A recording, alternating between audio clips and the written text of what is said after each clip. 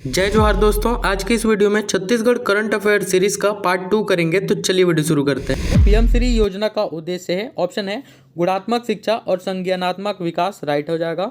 दूसरा है कि शिक्षा के आधुनिक परिवर्तनकारी और समग्र तरीकों का उपयोग करना, दूसरा भी है शिक्षा के नवीनतम तकनीक, स्मार्ट कक्षा, खेल सहित आधुनिक बुनियादी सुविधाओं पर ध्यान देना, ये भी। यानी इस क्वेश्चन का राइट आंसर है ऑप्शन नंबर डी, उपरोक्त तो सभी जो है वो सत्य है। छत्तीसगढ़ का पहला छत्तीसगढ़ी डिजिटल रेडियो स्टेशन है, कौन सा? तो रेडियो संगवारी, रेडियो संगवारी। बरहाझरिया सैलासरे के 300 मीटर के दायरे को केंद्र सरकार द्वारा संरक्षित स्थल घोषित किया गया है। यह किस जिले में स्थित है? तो राइट आंसर हो जाएगा कोरबा में स्थित है। छत्तीसगढ़ को प्राप्त राष्ट्रीय पंचायत पुरस्कार के संबंध में सही कथन है। कथन एक क्या कहता है कि स्वास्थ्य पंचायत हेतु धमतरी जिले के सांकरा ग्राम को सर्वश्रेष्ठ ग्राम पंचायत का पुरस्कार प्राप्त हुआ है, राइट हो जाएगा। दूसरा कहता है कि गरीबी उन्मूलन एवं आजीविका संवर्धन हेतु सरगुजा जिले के नागम ग्राम पंचायत को सर्वश्रेष्ठ ग्राम पंचायत का पुरस्कार प्राप्त हुआ है, ये कथन भी राइट हो जाएगा।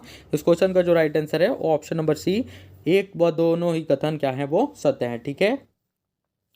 अगला सवाल है, विश्व बैंक से सहायता प्राप्त चाक परियोजना का संबंध किस क्षेत्र से है? तो देखिए, विश्व बैंक से सहायता प्राप्त जो चाक परियोजना है, ठीक है, इसका संबंध शिक्षा गुणवत्ता सुधार से है, शिक्षा गुणवत्ता के लिए सुधार से है। अगला है, पद्मश्री से सम्मानित अजय कुमार मंडावी का संबंध है। देखिए, पद्मश्री सम्मानित जो अजय कुमार मंडावी हैं, इनका संबंध काष्ठ कला से है, काष्ठ कला से संबंधित है अजय कुमार मंडावी जी। नाचा कलाकार डोमार सिंह कंवर को किस पुरस्कार से सम्मानित किया गया है? तो राइट आंसर है पद्मश्री से, पद्मश्री से सम्मानित किया गया है नाचा कलाकार जो डोमार सिंह कंवर हैं उनको। अगला है, एनीमिया मुक्त भारत अभियान में छत्तीसगढ़ को कौन सा स्थान प्राप्त हुआ है? तो राइट आंसर हो जाएगा तीसरा स्थान प्राप्त हुआ है एनीमिया मुक्त भारत अभियान में छत्तीसगढ़ राज्य को। अगला सवाल है, देश में सर्वाधिक बास्केटबॉल कोर्ट राजनांदगांव जिले में है, इस स्टेडियम का क्या नाम है? तो राइट आंसर है दिग्विजय स्टेडियम नाम है, ठीक है। मुगलकालीन 65 चांदी के सिक्के कहाँ से प्राप्त हुए हैं? तो देखिए, मुगलकालीन 65 चांदी के सिक्के प्राप्त हुए जो कि बाजार नावा गांव और ये राजनांदगांव जिला में स्थित है, यहाँ से 65 चांदी के सिक्के प्राप्त हुए हैं जो कि मुगलकालीन है। सही कथन है। कथन एक क्या कहता है कि मत्स्य बीज उत्पादन में छत्तीसगढ़ का स्थान देश में 5वां है, राइट हो जाएगा। देखिए, मत्स्य बीज बोला है, ठीक है, और मत्स्य उत्पादन में छत्तीसगढ़ का स्थान देश में 5वां है, ये गलत हो जाएगा। यानी मत्स्य उत्पादन में छत्तीसगढ़ का स्थान कौन सा है? तो 6वां है।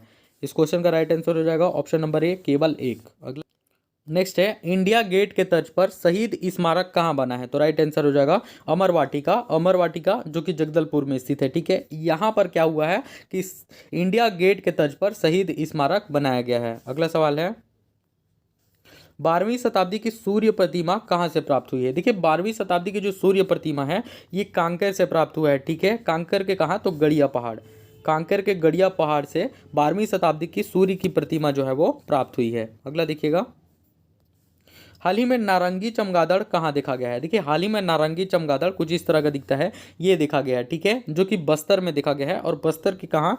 तो कांगेर वैली में, कांगेर घाटी राष्ट्रीय उद्यान में हाल ही में नारंगी चमगादड़ देखा गया है।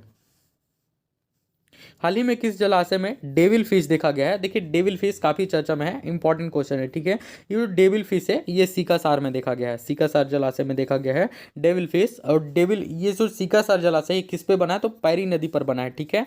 किस पर बना है? पैरी नदी पर, पैरी नदी पर बना है सीकासार जलाशय गरियाबंद में। छत्तीसगढ़ के नए राज्यपाल के संबंध में सही कथन है। कथन एक क्या कहता है कि श्री विश्वभूषण हरिश्चंद्रन राज्य के 7वें राज्यपाल हैं, ठीक है। कथन एक क्या हो जाएगा? राइट हो जाएगा। और दूसरा कथन क्या कहता है कि वे पूर्व में आंध्र प्रदेश के राज्यपाल थे, ये कथन भी राइट हो जाएगा। और तीसरा है कि उन्हें रमेश सिन्हा द्वारा शपथ दिलाया गया, ये कथन गलत हो जाएगा, ठीक है। उन्हें किसके द्वारा शपथ दिलाया गया? तो अरूप कुमार गोस्वामी द्वारा इनको शपथ दिलाया गया था, रमेश कुमार सिन्हा नहीं, अरूप कुमार गोस्वामी। इस क्वेश्चन का राइट आंसर हो जाएगा ऑप्शन नंबर ए, केवल 1 व 2। वर्ष 2023 में उषा बारले जी को पद्मश्री पुरस्कार मिला, उनके संबंध में सही कथन है। कथन एक, उषा बारले जी का संबंध पंडवानी गायन से है, राइट हो जाएगा।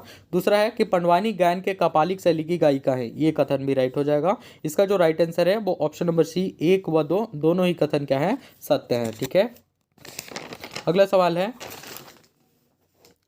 ऑपरेशन मुस्कान का संचालन किस विभाग द्वारा किया जा रहा है? देखिए ऑपरेशन मुस्कान इसका जो संचालन है वो पुलिस विभाग के द्वारा किया जा रहा है, ठीक है। और इसका जो उद्देश्य है वो गुमशुदा बच्चों की तलाश करना।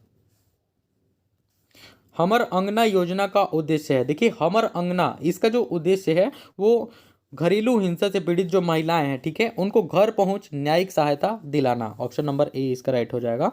हमर अंगना की योजना का क्या उद्देश्य है? तो घरेलू हिंसा से जो पीड़ित हैं महिलाएं, ठीक है, उनको घर पहुंच न्यायिक सुविधा दिलाना।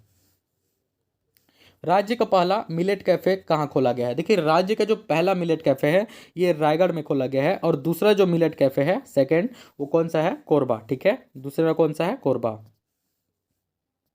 निकलर ऐप का संबंध किससे है? देखिए निकलर ऐप का संबंध है सुघर पड़वैया अभियान से।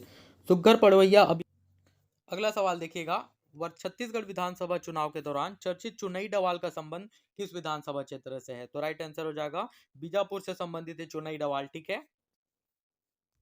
छत्तीसगढ़ विधानसभा के नवनिर्वाचित सदस्य विजय शर्मा का संबंध किस विधानसभा क्षेत्र से है? तो राइट आंसर हो जाएगा कवर्धा से संबंधित है। और याद रखिएगा कि छत्तीसगढ़ के डिप्टी सीएम भी हैं।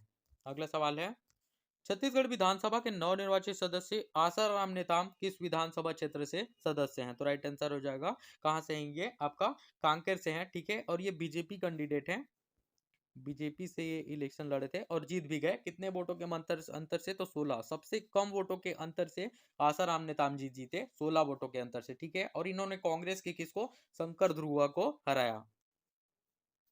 विधानसभा के नवनिर्वाचित सदस्य लता उसेंडी का संबंध किस विधानसभा क्षेत्र से है? तो राइट आंसर हो जाएगा कोंडा गांव से, ठीक है। और ये कौन सी पार्टी के हैं? तो ये भी बीजेपी कैंडिडेट।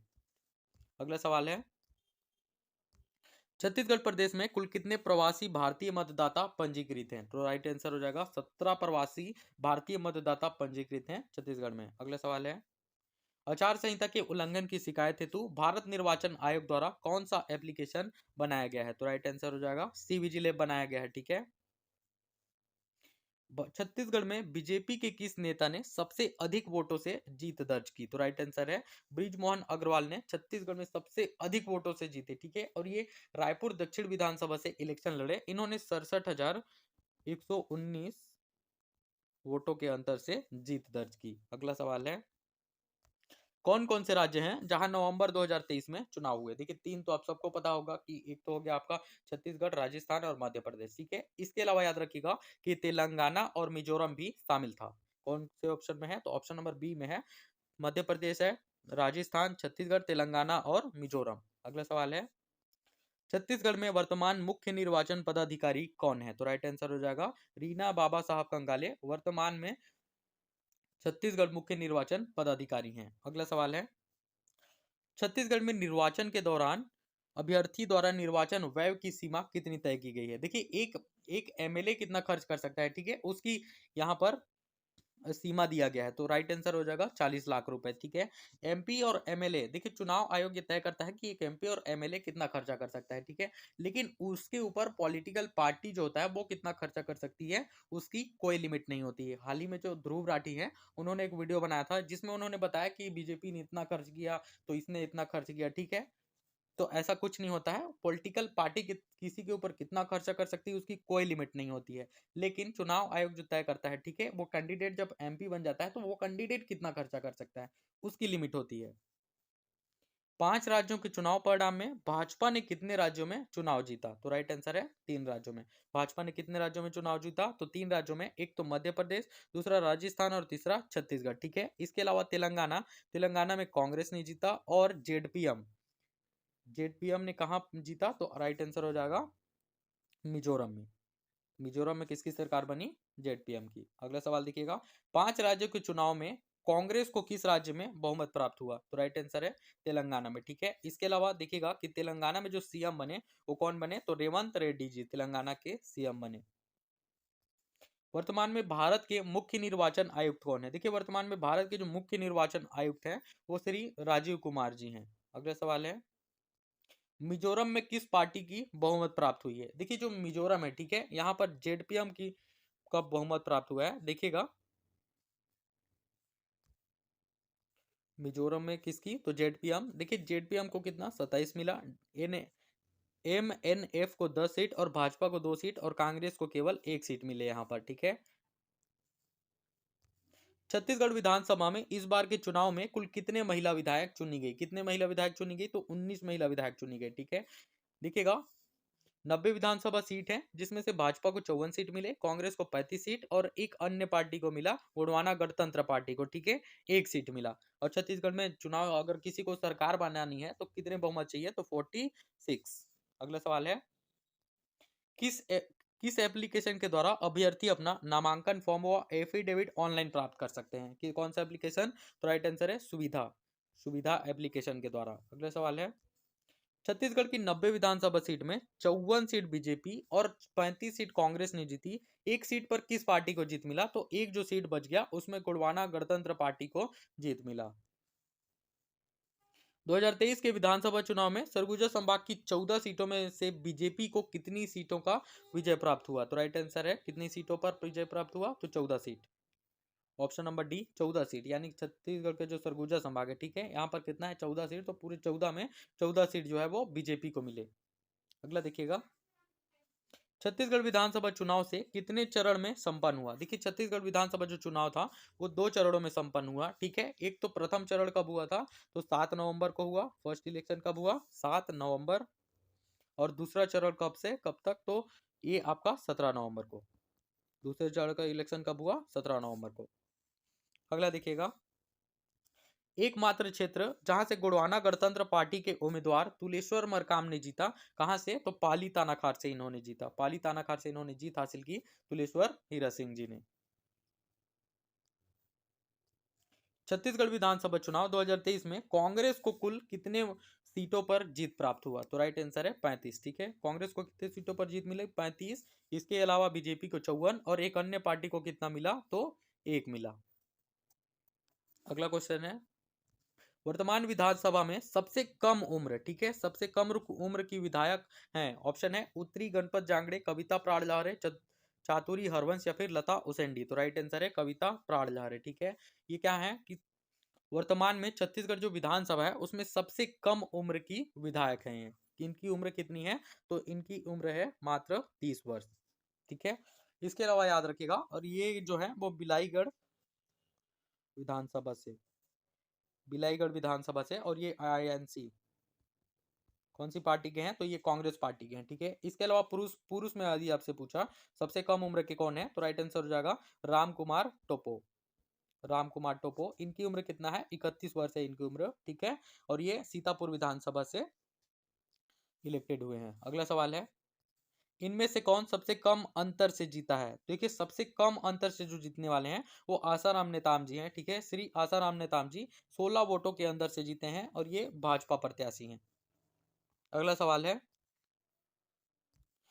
छत्तीसगढ़ में 6वीं विधानसभा में नेता प्रतिपक्ष किसे बनाया गया है? देखिए छत्तीसगढ़ में जो 6वीं विधानसभा है उसमें नेता प्रतिपक्ष बनाया गया है चरणदास महंत जी को।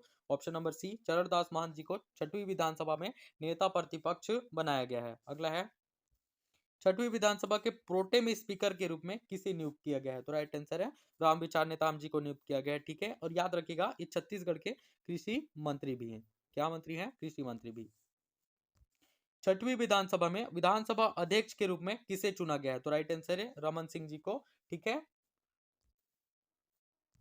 चर्चा में रही लक्ष्मी रजवाड़े के संबंध में सही कथन है। कथन एक क्या कहता है कि लक्ष्मी रजवाड़े को छत्तीसगढ़ में मंत्री बनने वाली सबसे कम उम्र की मंत्री हैं। इनकी जो उम्र है वो केवल 31 वर्ष है, ठीक है। वे बड़गांव विधानसभा क्षेत्र से निर्वाचित हुई हैं, ये भी राइट है। बड़गांव विधानसभा क्षेत्र सूरजपुर जिले के अंतर्गत आता है, ये कथन भी सत्य है।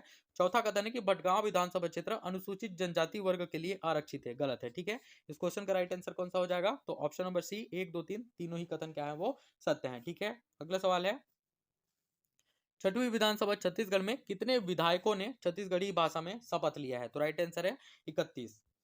31 विधायक जो थे उन्होंने क्या किया कि छत्तीसगढ़ी भाषा में शपथ लिए, और संस्कृत में 6 लोगों ने। संस्कृत में कितने लोगों ने? तो 6 विधायकों ने संस्कृत में शपथ लिया था, ठीक है। छठवीं विधानसभा निर्वाचन के बारे में सही कथन है। कथन एक क्या कहता है कि 50 विधायक ऐसे हैं जो पहली बार निर्वाचित हुए हैं, ठीक है, राइट हो जाएगा। दूसरा कहता है कि 15 विधायक ऐसे हैं जो दूसरी बार निर्वाचित हुए हैं, ये भी राइट है। तीसरा कथन है कि 10 विधायक ऐसे हैं जो तीसरी बार निर्वाचित हुए हैं, ये कथन भी राइट है। और चौथा है कि सर्वाधिक 8 बार निर्वाचित होने वाले विधायक रामविचार नेताम जी हैं, ये कथन गलत हो जाएगा। इस क्वेश्चन का राइट आंसर हो जाएगा ऑप्शन नंबर सी। 1, 2, 3 कथन क्या है वो सत्य है।